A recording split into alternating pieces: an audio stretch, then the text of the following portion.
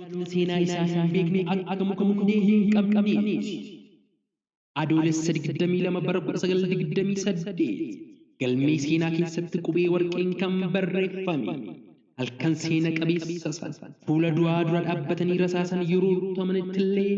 Itoophiyaan haa jiraattu kadhannaan jedhu kan isaan irraa hin fagaanne seenaa goota keenyaa seenaa magarsaa badhaasaa Abuna Phexros Waaqayyo Itoophiyaa haa eegu lafti Itoophiyaa murtee diinaa hin fudhattu seenaan kun amma kitaaba haaraadhaan dubbisaaf dhiyaatee jira fichee irraa hanga baatu yookaan zu'aa imala ogummaa hafuuraan godhame yeroo weerara sanaatti murannoo mana kiristaanaa fi gootummaa weerara faashistii xaaliyaaniin dura dhaabbatee murtee seena qabeessa bal'inaa fi gadi fageenyaan ni hima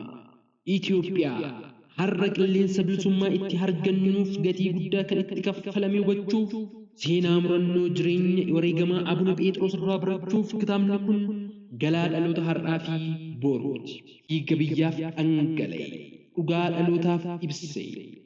guyyaan eebbasaa bitootessa 13 bara 2018 eessatti booda abbaa yaadannoo Adwaa birbirsa Gooroo dhugaa dhalootaaf ibse guyyaa sana argamuun qooda fudhataa seenaa ta'a ammuma beellama qabadha. Barreessaan kitaabichaas hangafa aanga'ootaa Ijaara Girmaa.